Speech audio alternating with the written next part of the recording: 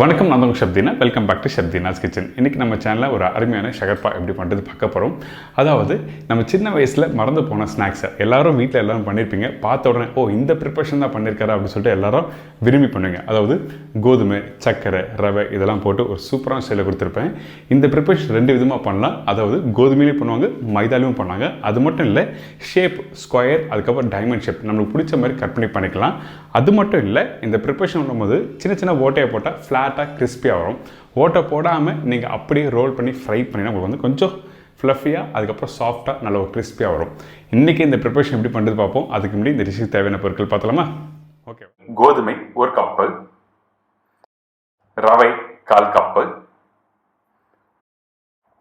ஏலக்காய் powder 1/4 teaspoon, உப்பு சிறிதளவு, நெய் 1 டேபிள் ஸ்பூன்,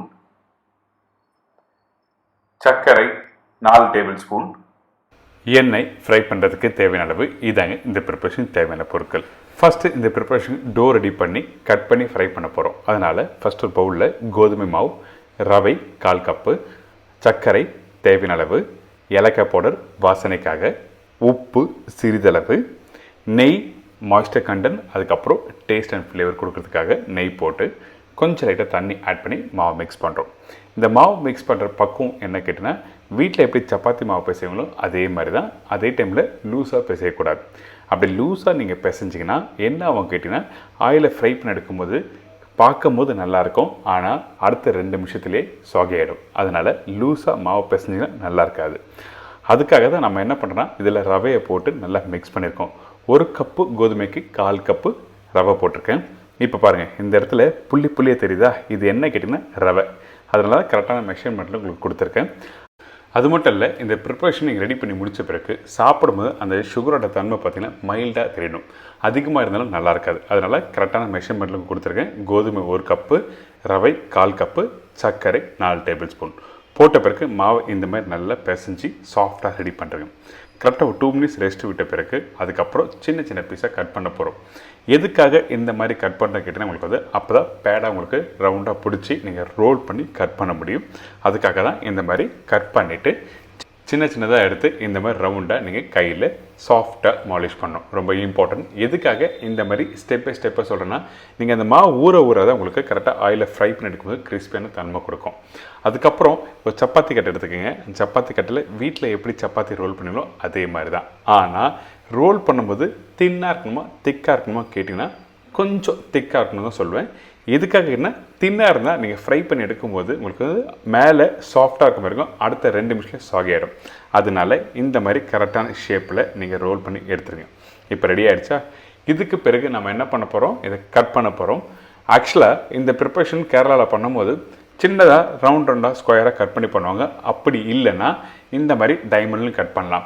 ஸோ நீங்கள் சின்னதாக இந்த சீடை பார்த்துருப்பீங்களா, சீடை மாதிரி தான் ரவுண்டாக ஸ்கொயராக கட் பண்ணியும் ஃப்ரை பண்ணும்போது ஸ்லோ ஃப்ளேம் வச்சு பண்ணுவாங்க ஸ்கொயராக பண்ணும்போது. ஆனால் இந்த மாதிரி பண்ணும்போது மீடியமான ஃப்ளேம் வச்சு ஃப்ரை பண்ணால் நல்லாயிருக்கும். இப்போ டைமண்ட் ஷேப்பில் ப்ராப்பராக உங்களுக்கு நான் கட் பண்ணுறேன். உங்களுக்கு பிடிச்ச மாதிரி ஷேப், உங்களுக்கு ஸ்கொயர், டைமண்ட், உங்களுக்கு என்ன வேணும் கேட்டிங்களா அதே மாதிரி நீங்கள் கட் பண்ணிக்கலாம்.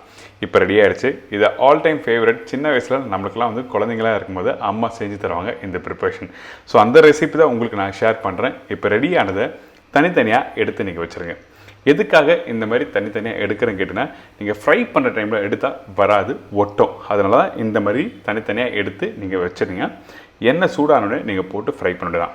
இப்போ எண்ணெய் சூடாக இருக்குது, போட்ட உடனே நீங்கள் அந்த பபுள்ஸ் வரக்கூடாது. மீடியமான ஃப்ளேமில் கரெக்டாக வச்சுட்டு அதுக்கப்புறம் 1 பை 1 இதில் போட்டு ஃப்ரை பண்ணுங்கள். இப்போ பார்த்தீங்களா, கரெக்டாக அந்த பபுள்ஸில் இப்போ அதிகமாக வருது. போட்ட உடனே வந்துன்னா அப்போ எண்ணெய் ரொம்ப சூடாக இருக்குன்னு அர்த்தம். அதனால் மீடியமான ஃப்ளேம் வச்சு ஃப்ரை பண்ணுங்கள். ஃப்ரை பண்ணி எடுக்கிற டைமில் கோல்டன் ப்ரௌன் கலர் வரணும். அது மட்டும் இல்லை, நீங்கள் சப்பாத்தி கட்டை வச்சு ரோல் பண்ணி பார்த்தீங்களா, அந்த டைமில் சின்னதாக ஓட்டை போட்டிங்கன்னா உங்களுக்கு ஃப்ளாட்டாக கிறிஸ்பியாக வரும். ஃப்ரை பண்ணி எடுத்தால் நம்ம ஓட்டை எதுவுமே போடாதனால இந்த மாதிரி நல்லா பஃப் மாதிரி நல்லா பொங்கி வரும். அதுக்கு பிறகு நீங்கள் நல்லா சூடாகின பிறகு ஒரு டப்பாவில் போட்டு க்ளோஸ் பண்ணி எடுத்து நீங்கள் சர்வ் பண்ணால் ஒரு சூப்பரான ஒரு ஸ்நாக்ஸாகவும் சொல்லலாம், இது ஸ்வீட்டாகவும் சொல்லலாம். அதனால தான் இந்த all time favourite snacks preparation உங்களுக்கு சொல்லி கொடுத்துருக்கேன். இப்போ ரெடி ஆகிடுச்சு. ஆல்மோஸ்ட் இந்த மாதிரி தான் கோல்டன் ப்ரௌன் வரணும். நீங்கள் கண்டிப்பாக ட்ரை பண்ணி பாருங்கள். நிறைய பேருக்கு இந்த ப்ரிப்பரேஷன் தெரிஞ்சிருக்கும், ஆனால் ஞாபகத்துக்கு வராது. அதனால தான் இன்றைக்கி நம்ம சேனலில் இந்த ப்ரிப்பரேஷன் எப்படி பண்ணி சொல்லி கொடுத்துருக்கேன்.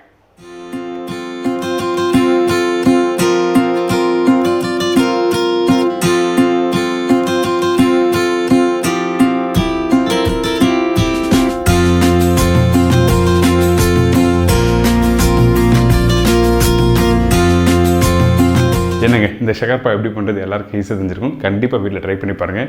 வீட்டில் வெறும் கோதுமை சக்கரை ரவை இருந்தால் மட்டும் போதும், ஒரு சூப்பரான ஸ்நாக்ஸ் அண்ட் ஸ்வீட்ஸ் பண்ணுறது தெரிஞ்சிருக்கும். கண்டிப்பாக ட்ரை பண்ணி பாருங்கள். இதே மாதிரி நாளைக்கு ஒரு அருமையான டிஷ்ஷை சந்திக்கிறேன். நன்றி, வணக்கம், see you, bye bye, take care.